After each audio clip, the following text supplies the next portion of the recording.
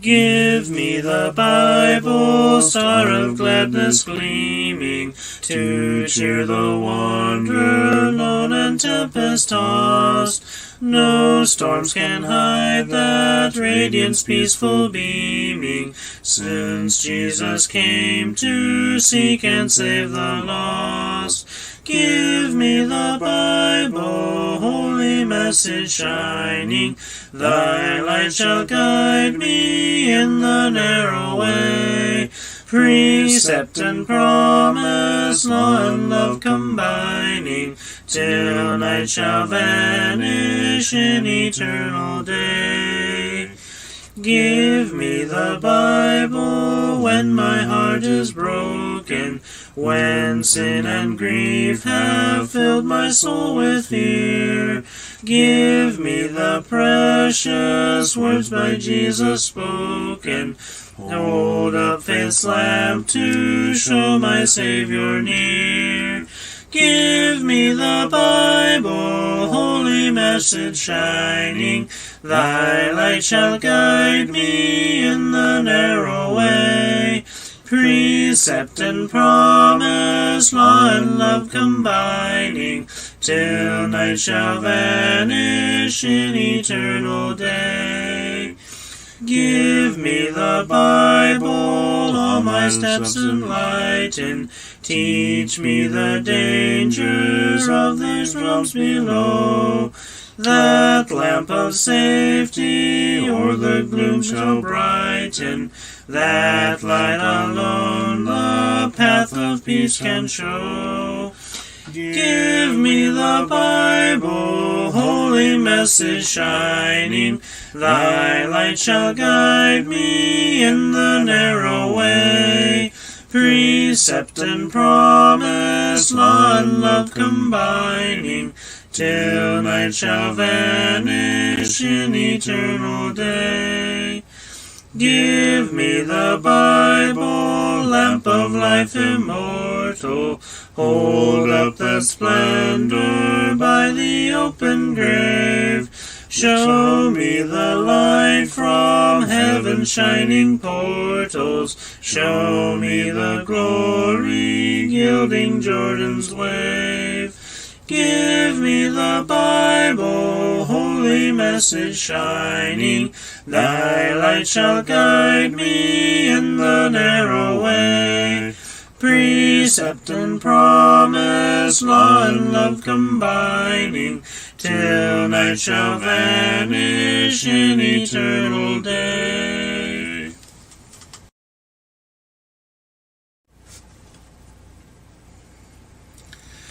Break thou the bread of life, dear Lord, to me, as thou didst break the loaves beside the sea. Beyond the sacred page, I seek thee, Lord. My spirit pants for thee, O living word. Bless thou the truth, dear Lord, to me, as thou didst bless the bread by Galilee.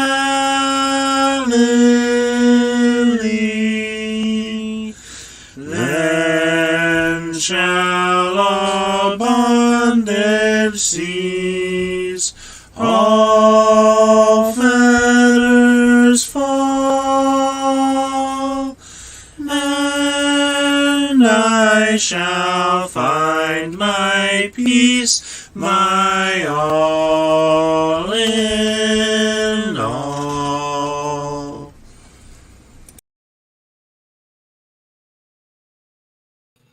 Good afternoon.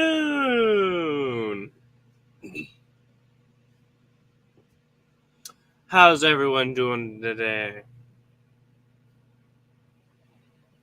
It is a wonderful Saturday morning here.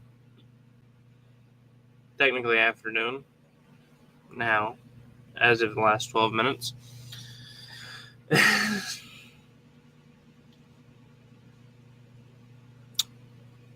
Hello, Sister Reba. It's good to see you, sister.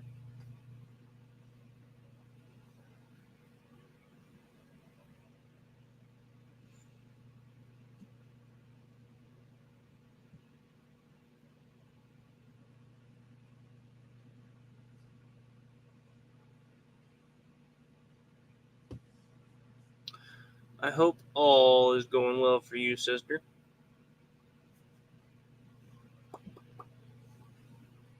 Reba says, hi, all y'all. Greetings and salutations to everybody here. Hey, Reba, guess what?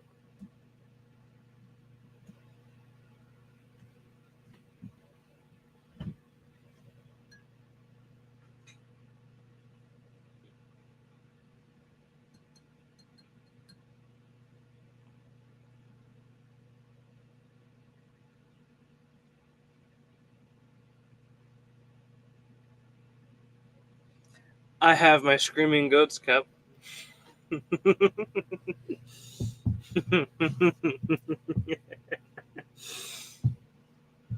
With me today.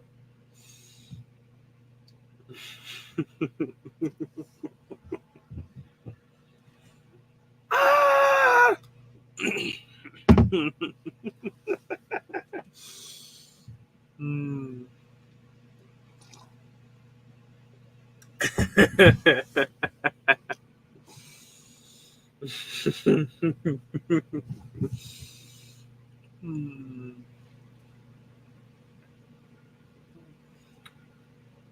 I love this cup. There's just no getting around it. I love this cup.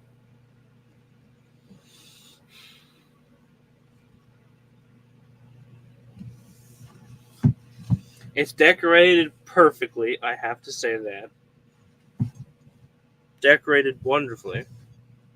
It holds the exact right amount of coffee, which is about twice to 3 times as much as your normal coffee cup, which is about perfect. It means less trips, to the coffee pot. Or the teapot, because sometimes I do use it for tea.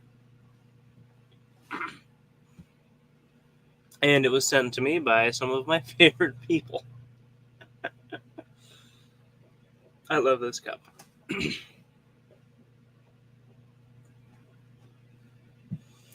Reba, I kind of get the feeling that it's going to be one of them slow Saturdays again. Just you and me sitting here walking down the mine shaft, joking, laughing, That's kind of the feeling I'm getting.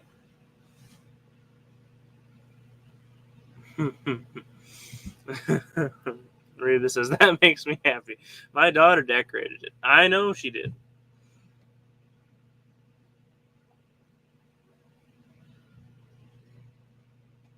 Which is why I said it's sent to me from some of my favorite people. Because I know your daughter had a part in getting the cup decorated and all.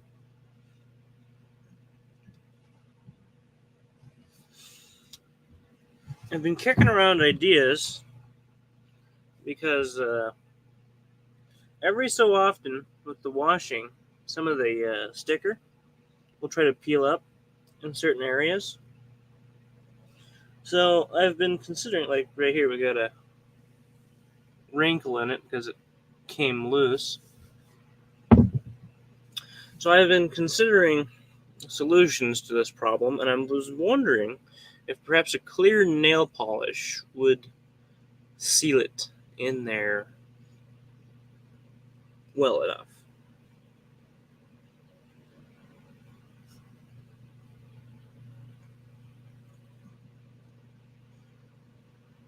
Because I do not want them stickers to come off.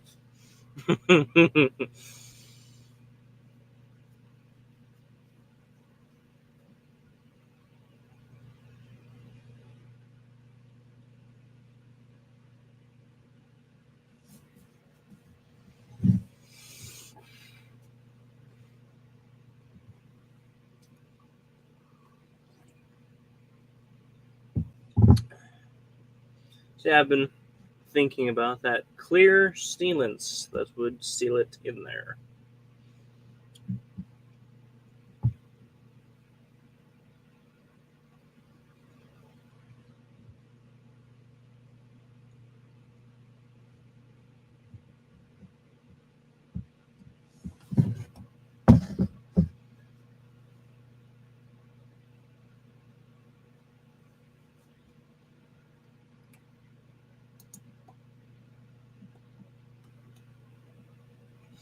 Well, y'all,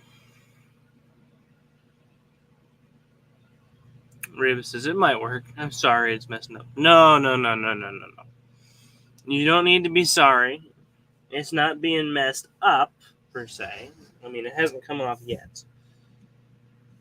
But it's going to need just a little bit of permanent help, I think.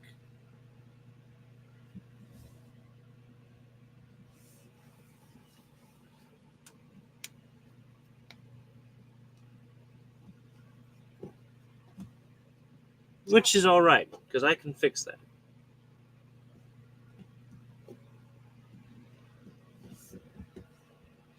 If not, I'll pour some of my resin, clear resin, onto it, and that will definitely seal it.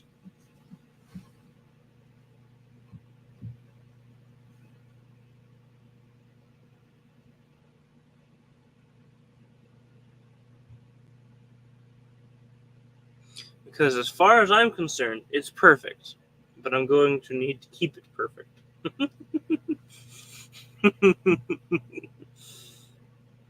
Because glue itself that's on the sticker gets old after a certain amount of time. And I suppose when you fill the cup up with hot liquid, it doesn't help the glue much at all.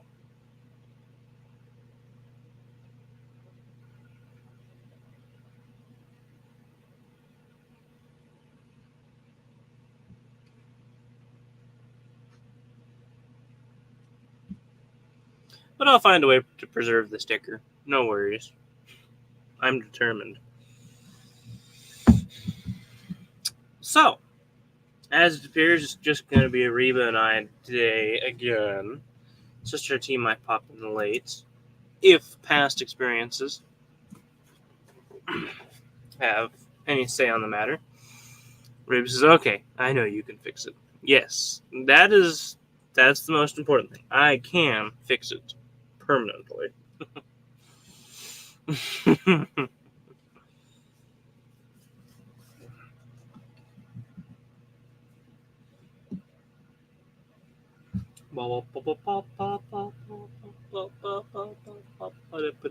Okay, yeah. We'll be doing Proverbs, chapters 24 through... Chapter 24, verses 9 through 16, I believe.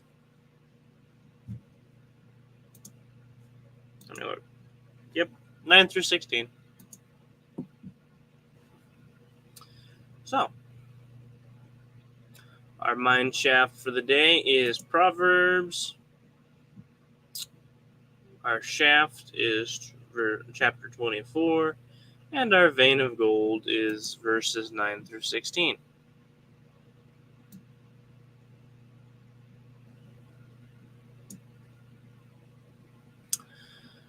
Let's dig, y'all.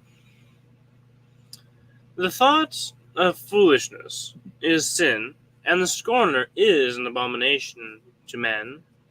If thou faint in the day of adversity, thy strength is small. If thou forbear to deliver them that are drawn unto death, and those that are ready to be slain, if thou sayest, Behold, we knew it not, doth not he that pondereth the heart consider it? And he that keepeth thy soul, doth not he know it? And shall not he render to every man according to his works? My son, eat thou honey, because it is good, and the honeycomb, which is sweet to thy taste. So shall the knowledge of wisdom be unto thy soul, when thou hast found it. Then there shall be a reward, and thy expectation shall not be cut off. Lay not wait, O wicked man, against the dwelling of the righteous. Spoil not his resting place. For a just man falleth 7 times, and riseth up again, but the wicked shall fall into mischief.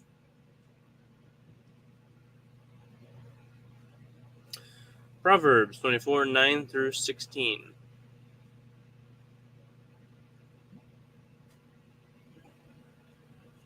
I really do wonder where Sister T is at. And Laura, and Darlene, and Andy. The list goes on. They really need to be here. But Reba suffices. Reba is enough.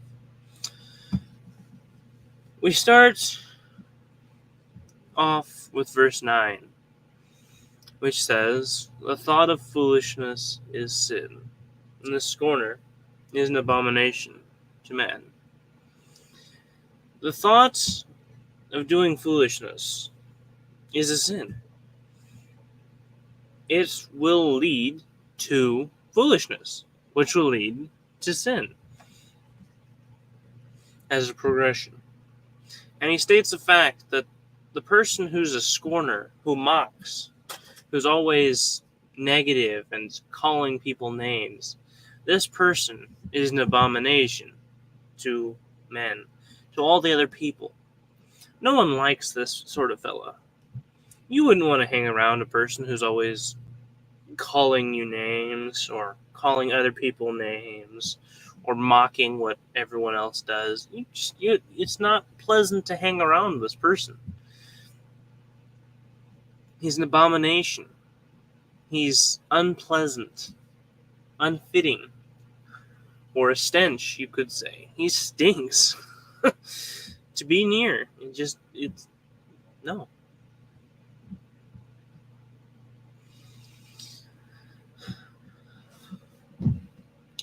So your first nugget is a name caller is unwanted. For any of you those jotting it out, a name caller is unwanted. Continuing on, he states another simple little fact. If you faint in the time of trouble, your strength is small. In the day of adversity, in the time of trouble, when you're faced with a problem, if you faint when you're faced with a problem, your strength is small.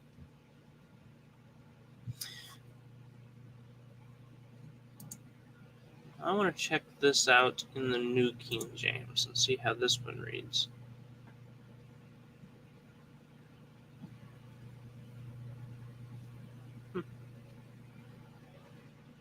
Interesting.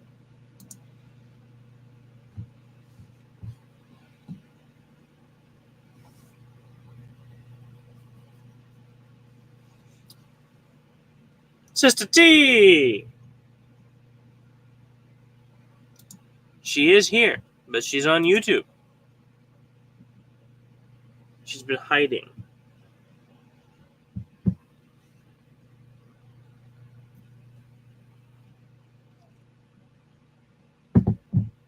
Yay!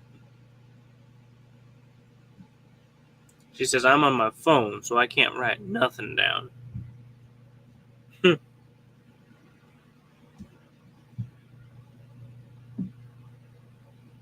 Well, sister, it's good to see you here.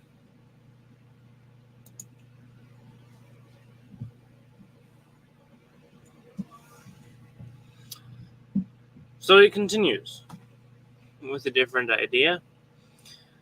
He says in verse 11, if you fail or if you don't deliver those who are in a deadly situation and those that are ready to be slain. Reba says, yes! Hi, Sister Teresa. Sister T is headed to town. She is going to town. Well, don't take your eyes off the road too much.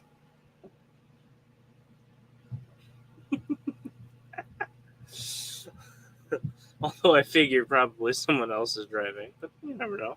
Don't take your eyes off the road too much.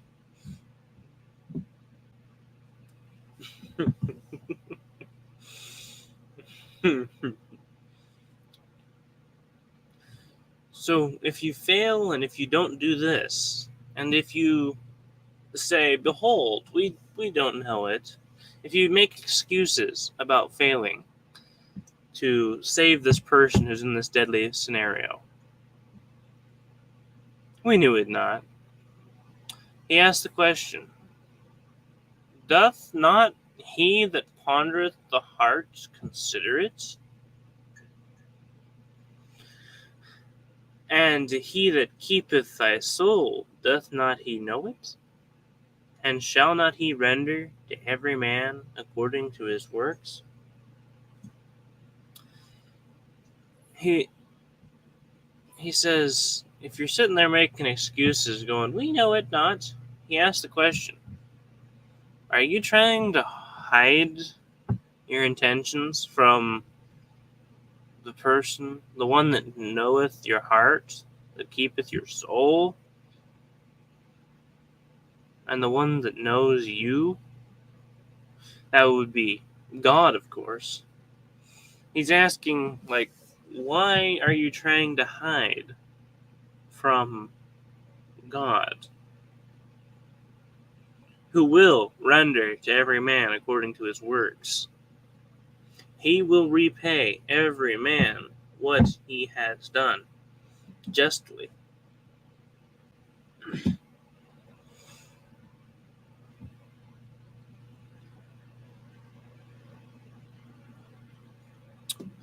So the nugget from here is, in the time of someone else's need, when someone needs you, be there.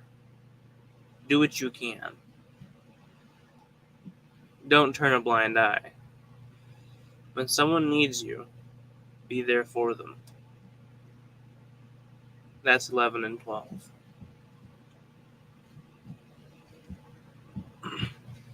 Sister T says, I'm not driving. Well, you got to keep your eyes on the road for the driver. Watch for deer. That's what we have to do up here,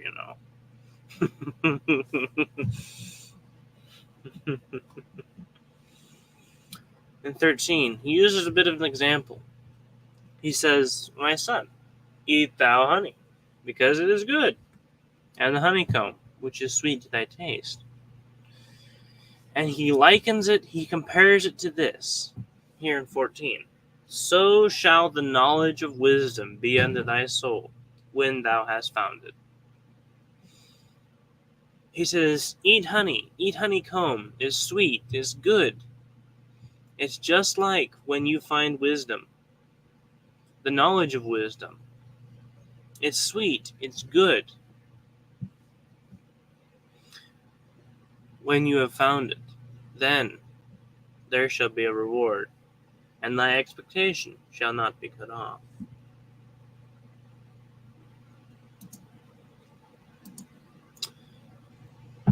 Get wisdom, he's saying. Eat the honey, eat the honeycomb, because just like that sweet taste, so is getting the knowledge of wisdom. It is sweet, it is good. Get knowledge and wisdom. Okie dokie, Sister T. Love you. You have a good rest of your day, and see you back for the replay, sister. She has to go. Goodbye. Farewell. We hate to see you go. Love you, Sister T.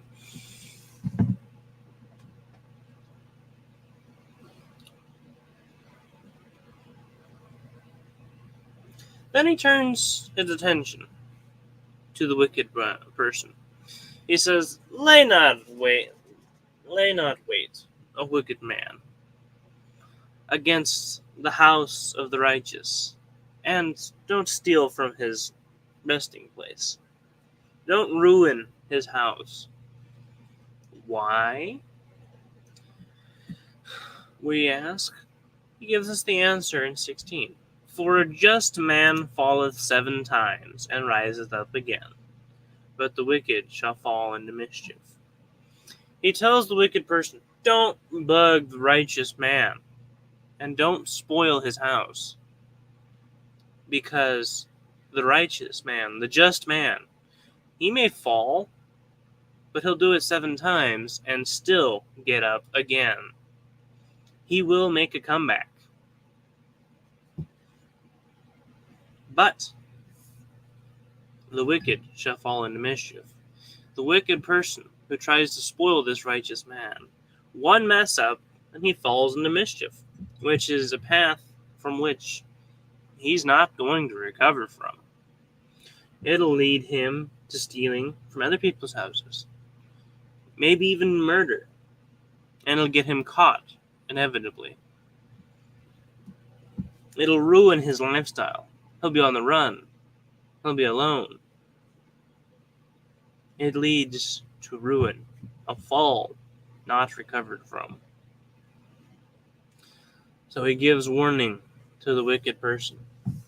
Don't bother the righteous, because the righteous will rise up again. He will make a recovery. Let's be like this righteous man in 16.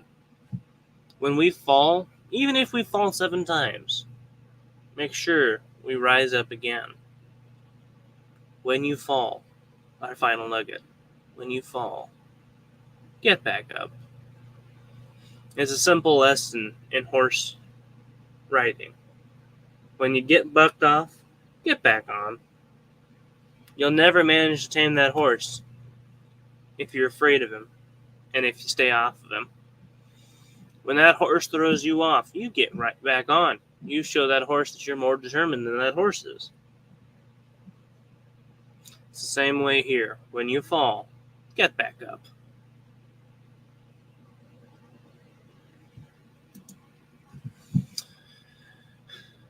Okie dokie.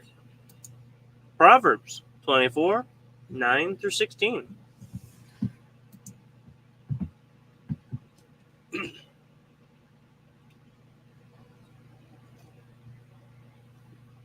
Thank y'all for being here, for picking up your shovels and your picks, for heading down the shaft with me. It was a pleasure. Reba says, thank you for them there golden nuggets. You're very welcome, Sister Reba. Thank you for being here. It certainly helps, I tell you that.